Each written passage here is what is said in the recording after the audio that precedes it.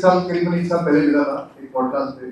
तो कुछ लोग होते हैं आपकी लाइफ में जिनको आप सर उनके पीछे से भी बोलते हो और दिल से सर मानते भी हो। हम लोग कई सारे लोग, हमारे बहुत सारे सर हैं जिनको हम पीछे से बोलते रहे, वो रोहित जा रहा है। और मैं कहीं भी किसी भी स्टेज पे, किसी भी पोडियम पे, किसी प्लेटफॉर्म पे मेरा अगर कभी बात हुई है तो मैंने विजेंद्र सर ही बोला है, और ये मेरे बड़े दिल से निकलता है, क्योंकि सर से जितनी भी कॉन्वर्सेशन हुई, सर के दिल से गाइडेंस निकलती है, सर के दिल से एडवाइजरी निकलती है। सर एक्चुअली लर्नर्स को प्यार करते हैं, उनके बारे में सोचते हैं, उनके लिए ही सर ने हमेशा काम किया है। तो सर आपका स्वागत है। थैंक यू रोहित, बहुत बहुत शुक्रिया। Thank you for your nice words and you are doing good work. Sir Vijender sir कैसे बने आप? Thank you Rohit. सारे आप सब लोगों का शुक्रिया कि आप अपना काम धाम छोड़कर मुझ जैसे व्यक्ति को सुनने के लिए यहाँ पर हैं। शुक्रिया। देखिए, मैं समझ सकता हूँ कि बहुत अर्ज होती है हम लोगों में स्टोरी सुनने की, कहानी सुनने की, खासतौर से ऐसी कहानी जो रैक्स टू रिचेस स्टोरी होती है ना, कि कल कुछ नहीं था, रंक था, राजा बन गया। बॉलीवुड ने हमें यही फिल्में, यही वाली कहानियाँ लगातार दिखाई हैं। So sorry to disappoint you, to be honest.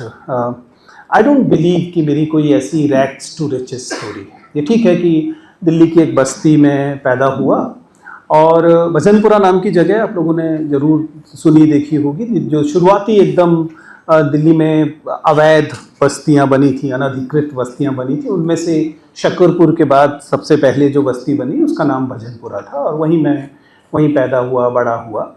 लेकिन टू बी ऑनेस्ट, ये रैक्स टू रिचेस स्टोरी नहीं है। ये एक सिस्टमिक कहानी रही, जिसमें पब्लिक फंडेड एजुकेशन ने वो शिक्षा जो आप में से कई सारे लोगों ने हासिल की होगी, सरकारी स्कूल कॉलेज की शिक्षा, उसने आपको एक सोशल मोबिलिटी दी, और जिसके चलते चलते ये स्थिति आई कि पहले मैं इंजीनियरिंग में गया, उसके बाद मैंने हिंदी लिटरेचर में एडमिशन लिया, और वहीं BA, MA, MPhil, PhD करके उसी विश्वविद्यालय में मैं शिक्षक बन गया। और वही मेरी प्राइमरी आइडेंटिटी है। जब कोई कहता है कि आपने कहा कि आपको सर कहने का मन करता है, ईमानदारी की बात यह है कि मैं खुद को शिक्षक मानता हूँ, और बाकी तमाम चीज़ें कि मैं इन्फ्लुएंसर हूँ, मैं मोटिवेशनल स्पीकर हूँ, मैं पब्लिक इंटेलेक्चुअल हूँ, ये तमाम बाद में आई हुई चीज़ें हैं और मेरे लिए अहम नहीं। I will die as a teacher. तो ये सामान्य सी कहानी रही है, जिसमें पब्लिक फंडेड एजुकेशन ने, या फिर कहें कि बच्चों की सोशल मोबिलिटी के जो काम आप लोग भी करते हैं, लगातार आप विद्यार्थियों को ये बताने की कोशिश करते हैं कि अभी जहाँ वह विद्यार्थी है उससे कहाँ बेहतर जा सकता है। तो वही कहानी का मूल तत्व रहा है।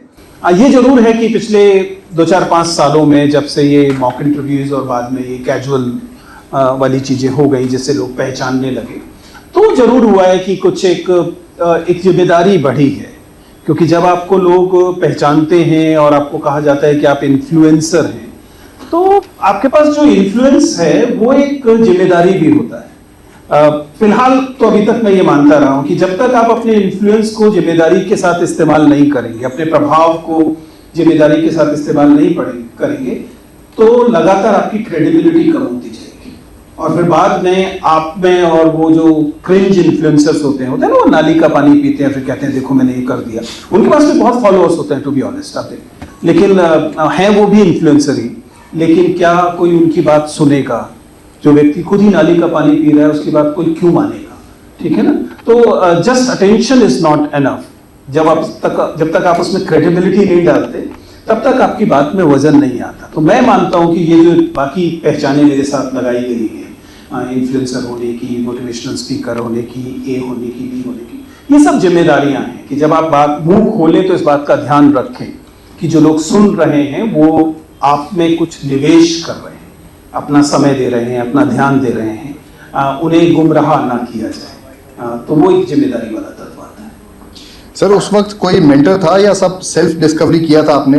क्या कोई फेलियर, कोई मोमेंट था जिसने डायरेक्शन दिया आपको? There were many actually। अगर आप कहें कोई एक व्यक्ति को आप ऐसे मूर्ति बना के कहें कि इस व्यक्ति ने मुझे बदल दिया, मैं 2-4 अपने शिक्षकों के नाम निश्चित तौर पर याद करता हूं, लेकिन ये मजेदार बात है कि वो शिक्षक थे जिनसे हम बाद में लड़े। मतलब प्रोफेसर कृष्ण कुमार, अगर आप लोगों ने कभी नाम सुना हो, बाद NCERT के डायरेक्टर रहे और हमारे बहुत इंपॉर्टेंट प्रोफेसर थे। उनसे मैंने वो तकनीकें सीखी जिनका इस्तेमाल मैं मॉक इंटरव्यू में करता हूँ, कि कैसे आप सवालों से संवाद पैदा करते हैं। या प्रोफेसर अंजित सतगोपाल बहुत महत्वपूर्ण स्कॉलर रहे हैं एजुकेशन की फील्ड में, राममूर्ति कमेटी के मेंबर थे, MIT से सोच के देखिए एक समय में वो MIT गए, मैसेच्यूसेट्स इंस्टीट्यूट ऑफ टेक्नोलॉजी, जहां पर वो बायोकेमिस्ट्री में PhD करने गए थे। और बताते हैं, उनसे बात होती थी, बताते थे एक समय में उनके साथ 4 नोबेल लॉरिएट थे जो उन्हें पढ़ा रहे थे। और जब वो वापस आते हैं इंडिया में तो वो होशंगाबाद नाम की एक मध्य प्रदेश की जगह में पहुंच जाते हैं और वहां पे साइंस टीचिंग प्रोग्राम शुरू करते हैं स्कूल के बच्चों के लिए, छोटे बच्चों के लिए। HSTP नाम से पढ़ाया जाता है होशंगाबाद साइंस टीचिंग प्रोग्राम, जो बाद में किशोर भारती बना। He was my immediate boss, I was reporting to him in the university, so I learn a lot. लेकिन बाद में हम इन्हीं लोगों से लड़ रहे थे, इन्हीं को कह रहे थे कि आप जो बातें कह रहे हैं हम उनसे आगे जाना चाहते हैं। तो यस, मेंटर्स रहे हैं, लेकिन ये मेंटर्स इन दोनों लोगों की अगर बात की जाए, ये मेंटर्स इंडिविजुअल वाले मेंटर नहीं है। ये जो होता है ना कि तुम अपने अंदर ये चीज ले आओ और उसके बाद तुम सब तोड़ दोगे, फोड़ दोगे। आपने ध्यान दिया होगा, मैं यूनिवर्सिटी अपने UPSC के एस्पिरेंट्स को भी समझाता हूं कि ना तो कोई सफलता अकेली होती है, इंडिविजुअल होती है, ना कोई असफलता इंडिविजुअल होती है। ये दरअसल सिस्टमिक चीज होती है। आपको सिस्टम को समझना होता है, उस सिस्टम में अपनी भूमिका देखनी होती है, तब आप ग्रो करते हैं। तो देयर वाज मेनी फेलियर्स, कई फेलियर थे। मतलब मैं चूंकि इन बातों के लिए जिद करता था, इसलिए आप इसी से अनुमान लगाइए कि मुझे 10 साल लगे विश्वविद्यालय की नौकरी पाने। 10 साल तक मैं लगभग बेरोजगार घूम रहा था, या कहीं एडहॉक पढ़ा रहा था, कहीं क्योंकि लोगों को पसंद नहीं आता था कि कोई व्यक्ति इतना सीधी खुलकर बात क्यों बोल रहा है, लेकिन मैं उस पर अड़ा रहा था। तो yes, there were many failures, लेकिन मुझे लगता है कि थैंकफुली एक समय आता है कि लोग आपकी वर्थ पहचानना शुरू करते हैं। कई बार तो कुछ ज्यादा ही आंकने लगते हैं, उतनी वर्थ मेरी है नहीं जितनी लोग मान लेते हैं, लेकिन फिर भी अब तक की जो यात्रा रही है उसको खूब एंजॉय किया। तो इसका क्या मतलब है? लर्निंग अपॉर्चुनिटीज की इज्जत कीजिए, और वो आपकी रिजेक्शन से और ज्यादा निकल कर आएंगी, इसलिए उन रिजेक्शंस की भी इज्जत कीजिए। But then as I said, your survival is the most important thing in your life. उसको ना तो अपने जो आपके जिनके साथ आप कॉल पर होते हैं उनको भी ये बताइए, और खुद भी ध्यान रखिए, आपके अस्तित्व से ज्यादा महत्वपूर्ण चीज कुछ भी नहीं है, कुछ नहीं। आप पुनर्जन्म में यकीन करते हो तो भी नहीं है, मैं तो नहीं करता हूं, तो मुझे पता है एक ही जिंदगी मिली है। आपको अगर लगता भी है कि 84 लाख योनियां मिलेगी, तब भी यही वाली सबसे इंपॉर्टेंट है, बाकी में तो कॉकरोच बनना पड़ेगा। So value your life. Thank you.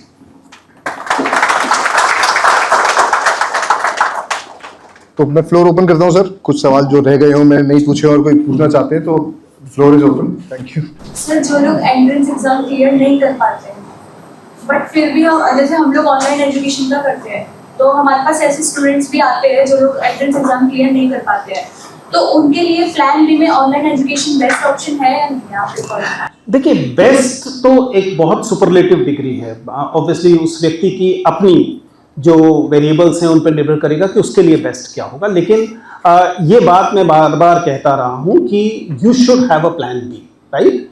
And plan B can be either, भाई या तो आप कुछ जाके काम करने लगिए, या अपने आप को अपस्किल कीजिए। तो उस अपस्किल करने में ही ऑनलाइन एजुकेशन भी आती है, जिसमें आप अपने सर्टिफिकेशंस को हायर लेकर जाते हैं और ज़्यादा सीखते हैं और ज़्यादा।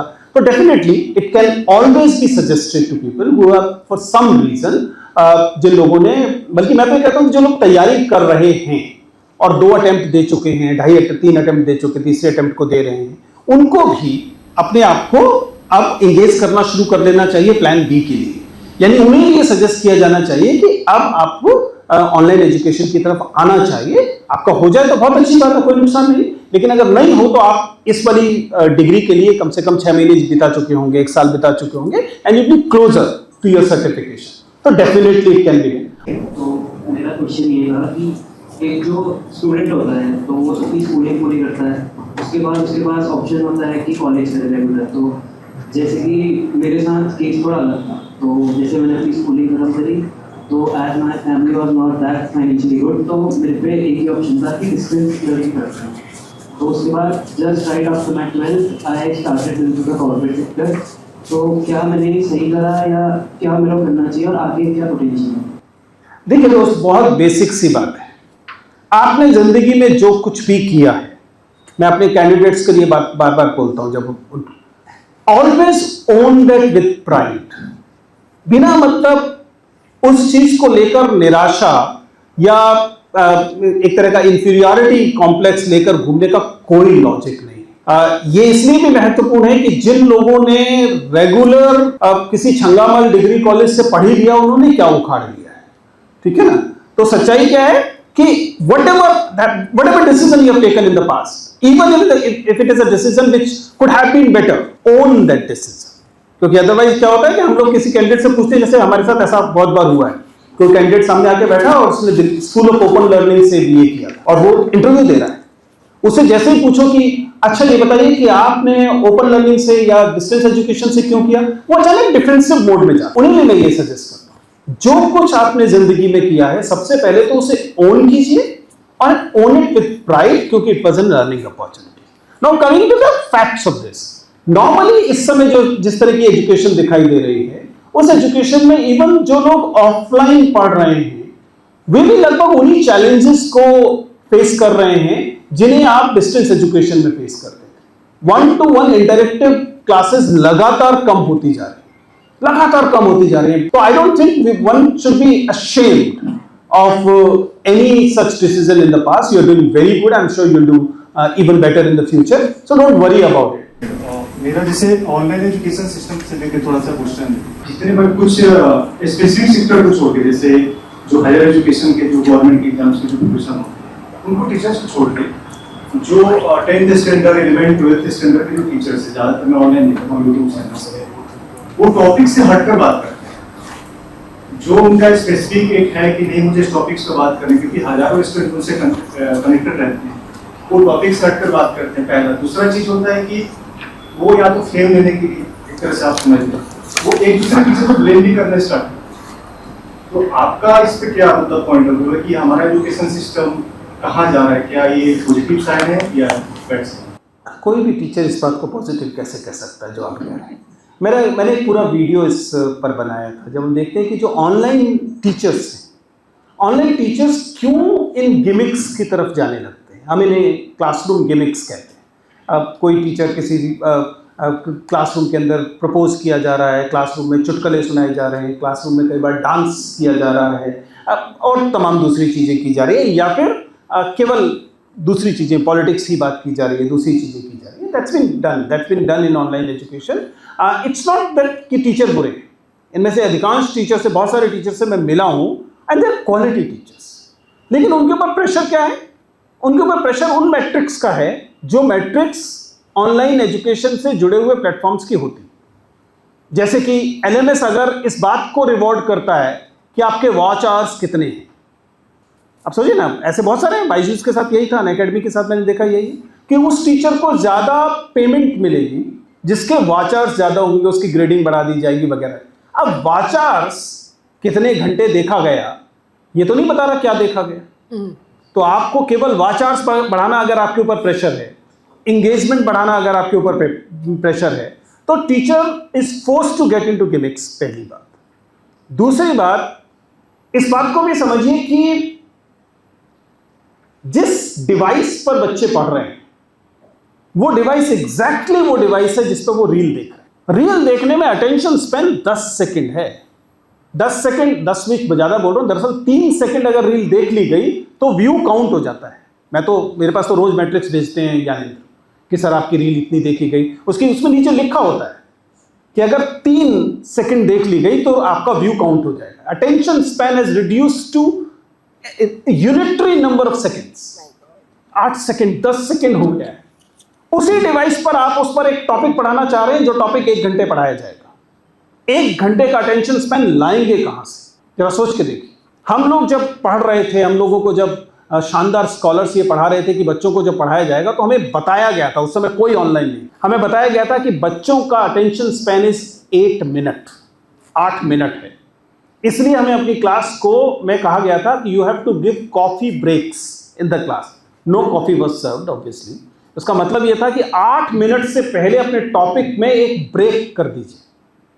ब्रेक का मतलब था आपने चौक उठा के किसी को मार दिया, आपने कोई चुटकुला कर दिया, आपने कोई सवाल पूछ दिया, ठीक है ना, आप उठ के आके बैठ गए। बच्चों को अटेंशन तोड़ने का मौका दें ताकि वो दोबारा से अटेंशन को शुरू कर सके और नई अटेंशन फिर से 8 मिनट की शुरू, ये हमें सिखाया गया था, पर दैट वाज फॉर 8 मिनट्स। अब अटेंशन है 30 सेकंड, 20 सेकंड, क्या करेगा टीचर? और ये शायद भविष्य में और बढ़ेगा, इमीडिएटली और कम नहीं होगा, unless we find better technological solutions to it. सही बात यह है कि our education system is rotten, सड़ा हुआ है। इसलिए वर्तमान में जो लोग इस पर सवाल उठा रहे हैं एक अहम काम कर रहे हैं, बहुत जरूरी काम है। इसका मतलब ये नहीं है कि हम वी कैन थ्रो, होता है ना baby with the bath water, वो नहीं कर सकते, ये बात तय है। लेकिन क्या तरीके हैं इसके?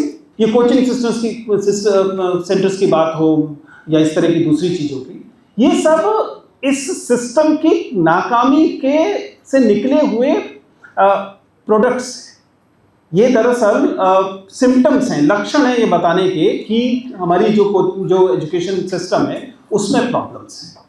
We need to resolve these problems in the education system itself, and it's not about one exam getting leaked, इससे ज्यादा है, क्योंकि हमारे सिस्टम में, हमारी सोसाइटी में आपकी जिंदगी को जो इतनी महत्वपूर्ण खूबसूरत चीज है उसे रिड्यूस कर दिया है एक नौकरी में, एक करियर में।